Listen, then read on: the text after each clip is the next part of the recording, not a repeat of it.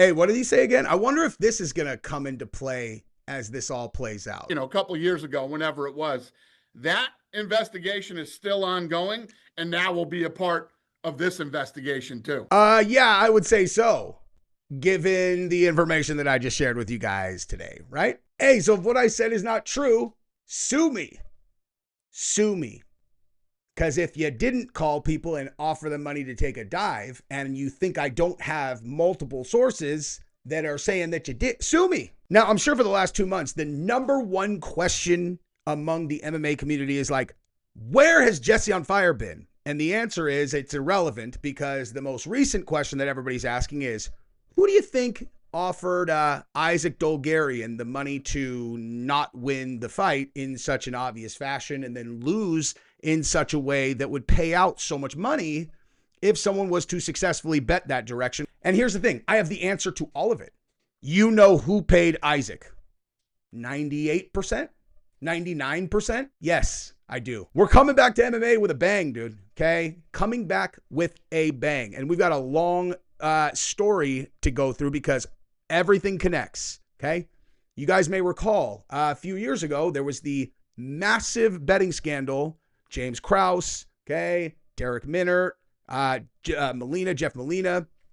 And, like that, somehow those guys never went to jail, never went to prison. And they broke up Glory, the team Glory, where all these guys were. And for anybody who was not around and not an MMA fan at the time, what happened was a gentleman named Derek Minert, who was a fighter who was, I don't know, he's towards the end of his career, probably like late 30s. Right before he is about to go into his very early undercard fight, all of a sudden someone is betting a tremendous amount of money on him to lose in the first round. And the guy he's fighting has never stopped a single opponent in his entire UFC career. So you're like, okay, so it got flagged, of course, because it moved the line tremendously. Why would anyone bet on a guy to lose in the first round when he's fighting a person who's never finished anyone ever in the UFC?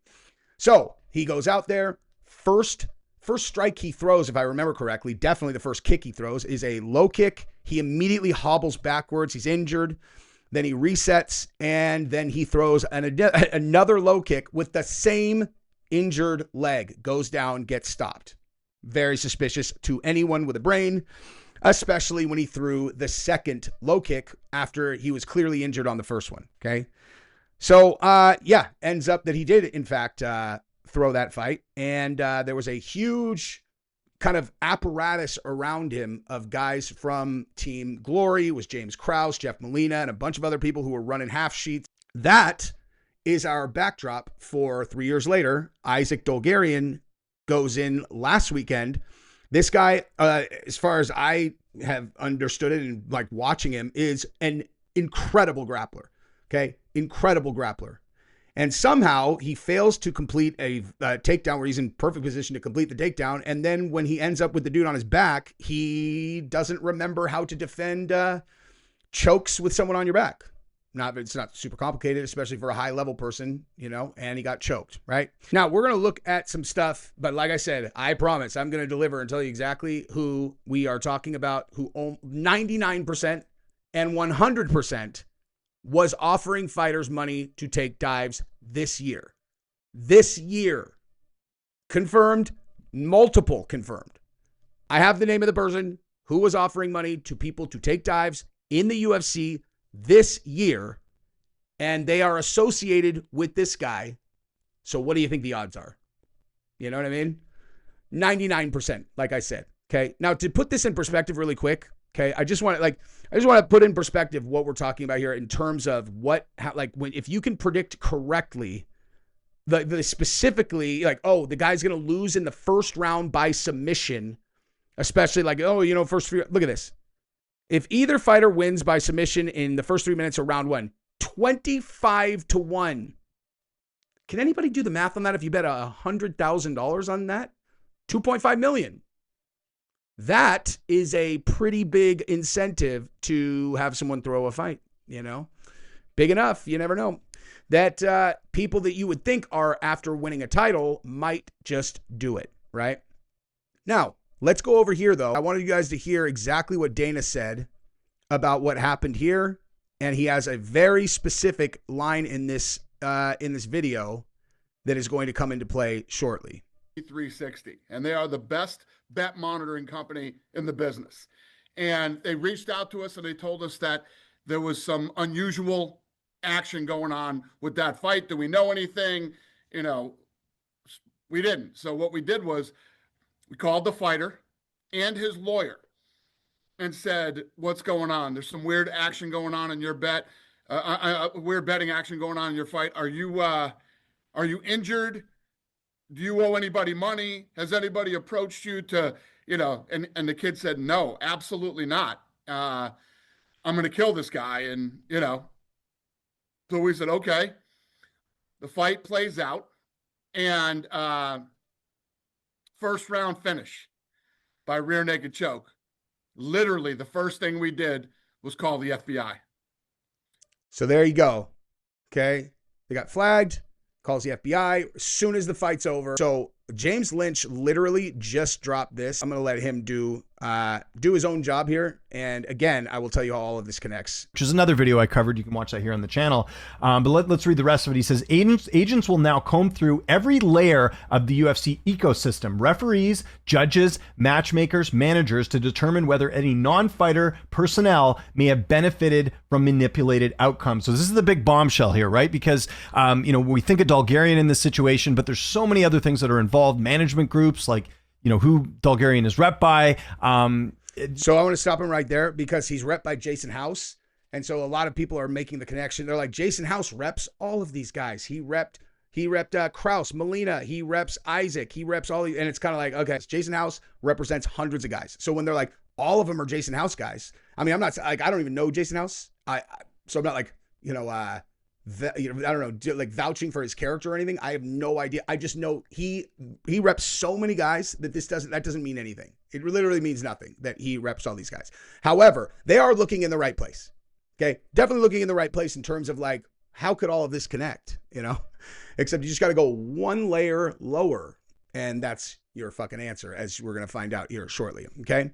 So, I mean, listen, dude, at the end of the day, if you're going to think through, like, where should we be looking, you would probably want to go to, as an example, the last guys that did this, right? Because it turned out there was a bunch of guys together who were involved in this stuff. Jeff Molina, famous for, hey, if you know, you know.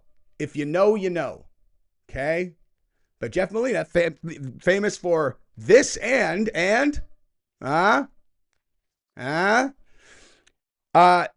but yeah, so Jeff Molina was involved, you know, he's like, and it was always kind of like, oh yeah, you know, he was like James Krause's right hand. He was running a half sheet himself, whatever. And I'm like, yeah. But he also is the one who offered Derek Minner the 500K, right? It's like, wait, what? It's like, but it was Molina, right? Offered Minner 500K to take a dive? Yeah. Yeah, he did, right? I don't know. No, yeah, he did. He did. Yeah, he did. Sue me if I'm lying. Hey, if you didn't do it, sue me for saying that you did, you know? Right?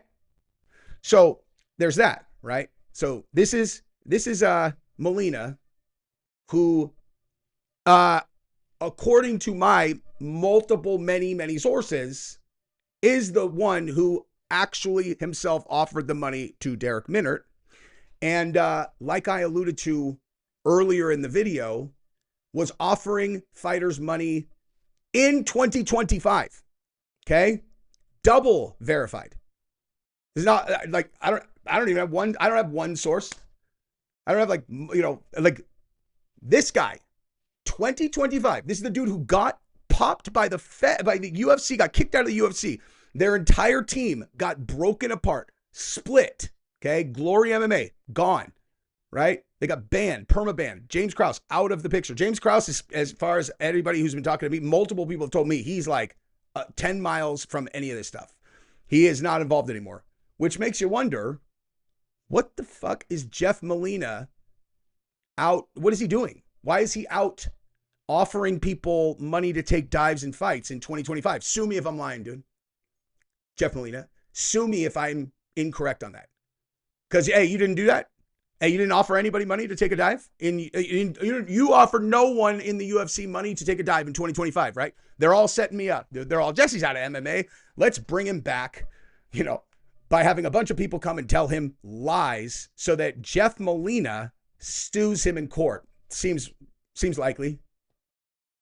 So let's listen to Jeff Molina on Ariel Helwani's show 6 months ago, talking about the Derek Minner fight. And, and by the way, wait, how would him and Isaac be connected? Oh, that's an interesting story. So Jeff Molina, right? I think I said Derek Molina. I do that shit. Jeff Molina was at Glory. He now trains at Ignite, which is formerly one of the Glory locations in Kansas City. Okay, now check this out though, right? So when you go and you look at Isaac, okay, so Isaac's amateur career, he was at Glory, okay? So let's just say, I don't know, like 2019, 2020, all the way up to when he went to the UFC, which would be right there in 2023. So multiple years at Glory until it got broken up.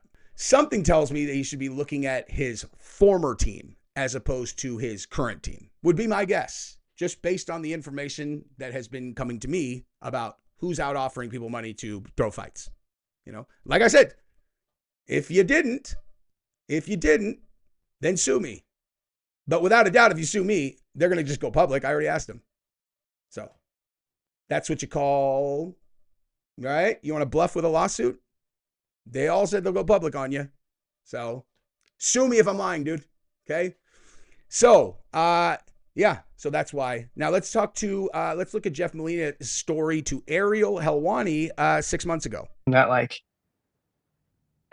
I was this criminal master. I was a 23-year-old kid, and I was this criminal mastermind wagering millions and millions of dollars and set up a fixed fight. And it's fucking ridiculous, Ariel. This is 6 months ago. This is this year, right? Think of what kind of person, I'm actually kind of impressed, right? I mean, I'm impressed. It's the same year that he's still offering people money to throw fights, according to my sources. If I made millions and millions of dollars, I would be on a yacht in Mykonos right now, having the best time of my life. Really? What's that watch you're wearing? That's going to be farther from the truth. Look at that. So no, definitely not. Yeah. Turn your fucking wrist, because you got the wrong MMA YouTuber if you're wearing a fucking pricey watch. I'm going to know exactly what it is, and I will tell you how much it costs within 1 second. I don't have contact with Minner. We were never super close, super tight. We were friendly, at the gym, Sure. I would teach a kickboxing class at the gym, and sometimes he'd take my kickboxing class, and he was a teammate, but we were never He's like, we weren't close enough for me to offer him $500,000 to throw the fight. It's like, well, not what I heard, guy. Grabbing drinks after practice and stuff. So did you corner him in that fight? No. Oh, were you there? No. Okay. Mm-mm. And to the best of your knowledge, did he bet on himself to win or lose? I don't think so. Okay. We never discussed. Damn, that body language is super believable. He's all shit, man. I don't know. I never really asked him about that. I was more focused on making sure that he went through with what we said we'd pay him to do, because I had so much fucking money riding on it. Just betting. He, from my knowledge, I don't think he was ever in the Discord. So no. So why did he get suspended? It's a great question. Oh, I know. Actually, I know. His failure to disclose. That was the reason for his 2-year suspension, man. Hey, let's ask Dana. Dana, is that why Derek Minner was fired? Is it because of he fought with an injury? Is that the real reason he was fired, because he fought with an injury? Or do you think that, unlike Jeff Molina, clearly, Dana was aware that if you're going to investigate and ensnare people for a large scale, potentially, large syndicate level crime, you let them think that they got off scot-free. You let them go, right? It's like, listen, you're fired, but it's fine, dude. Don't even worry about it. You're fine. Jeff, you're fired too. But listen, you're good, dude. Just do what you're going to do. Krause, smart guy, probably understands how all this works. And he's like, I am not going anywhere near MMA or betting or any other thing because I'm not dumb enough to fall for the old, yeah, you guys just go back to what's what. Molina, on the other hand, apparently is either working for the feds or is dumb as fuck, okay? Because there's no third option, right? I don't know why the hell he would have gone on Ariel's show to talk about this 6 months ago, given the fact that, you know, he's still the one making calls. You ever, like, you know, I mean, I'm just speculating. Could be Jeff is the mastermind now. Although they said that $16 million was bet on this fight. $16 million on first round. You know what I mean? I don't think that he's rolling like that. If he is, then he shouldn't have been so goddamn greedy and, you know, should have taken the $100,000 bet that he could have done. And, you know, you offer $100K to the fighter, he takes it, you don't tell fucking anyone, and you go put $100K on that first round by submission thing, and you win $2.5 million, you greedy fuck. But, you know, greed gets them all, so. I have a hard time believing that if only, I'm not Ariel, but yeah, fighters, sorry, to your point, like they write, they fill out these forms all day. No one's going to say, like, we've heard about fighters like Ariel, imagine Moicano having to disclose that his shoulder's blown out or his collarbone's fucked. Yeah. And then beating BST, Dillashaw, his shoulder against Aljo, like every fighter that's why he injured. got. I think he just showed that watch. I'm sorry, you guys. I got to go back. I just want to see what. And then beating BST, Dillashaw, his shoulder against Aljo. God damn it. Come on. I'm trying, like, this is important. If he's wearing like a fucking $60,000 watch, then that's going to, you know, matter. Moicano having to disclose that his shoulder's blown out or his collarbones. Got him. Got him. Okay, hang on. Let's see what this is, dude. God damn it. I can't tell, dude. I can't tell. It's like almost clear enough, but it's not. Doesn't look like an Rolex Oyster Flex band. I don't know, dude. That's probably as good as it's gonna get, and I got nothing. Fucked. Yeah. And then beating BST, Dillashaw, his shoulder against Aljo, like every fighter fights injured, dude. Why'd you guys get lumped together? I've never had a single fight where I was healthy. What was that, brother? Why'd you guys get lumped together, though? It seems like two different issues. I think it was because everybody knows. Everybody knows he made the call. And again, listen, my information ends at Jeff. Like, I know nothing aside from that except for who's making the calls. Jeff Molina. That's all I know. Okay. So if there's some big syndicate behind him, I don't know about you guys. I know nothing except it's Jeff, the one is making the calls. And then so I would ask, you know, you got to wonder, it's like, hey, Jeff, why do you think they're having you make the calls? I'm just saying, like, why do they have you doing it? You know? So just something to think about, right? Was appearance. I think it was like, no one's ever seen a line movement like this. This is fixed. This is this. And then but if you backtrack a little bit, Krause talking about the Discord and it just all fucking looked terrible. And I think it was just strictly off appearances. Like fighters fight injured literally every single time. No card could be kept together if we all had to disclose our injuries. Honestly, the only reason this was still on is I was trying to figure out what watch he's wearing, and I have now officially given up. If you guys want to watch Jeff Molina lie about having not been involved in this thing, you know, feel free to go to watch it on Ariel's show. I am just scrolling to see if I'm ever going to be able to get a good look at his watch so I can determine whether or not it is expensive. I am not. It's never going to happen. I don't understand. But yeah, so welcome back, you guys. Or I mean, I guess welcome back me, right? I've been bored, dude. I've been watching every fight, but I've been fucking bored, okay? Like 2 weeks of, wow, Aspinall got poked in the eye. 2 weeks of that. I will admit, though, I really was tempted to make a video to be like, are you guys serious? You guys are breaking Aspinall's balls? You ever had somebody stick their finger through your eye? I have. It wasn't even in a fight. Wasn't even in a fight. I had a girl accidentally put her fingernail straight into my eye and it ripped the entire epithelial layer off my fucking eye in a club. Okay. They put that yellow stuff in my eye. Any fighter who's ever had that happen, I'm sure you know what I'm talking about. And you could literally see a neon gash straight down my eye. It hurt so bad. I was drunk as fuck when it happened. And I went back to my hotel without even telling my friends that I was there with. And I laid in bed with like just my eye spazzing out, tear fucking everywhere. Like I couldn't, and I've never done this before. I took shots specifically so I could go to sleep because I was in so much pain. It was unbearable. There's no way I could fight a fucking guy. Certainly not Cyril Gahn. Even if I was as tough as fucking Tom Aspinall, if your eye hurts like that. So that's all I'm saying. That would basically have been the gist of my video. I probably would have stretched it and tried to make you guys laugh. But that's what I got. I love you guys. There's going to be more MMA coming. And certainly I would imagine this case is far from fucking over now.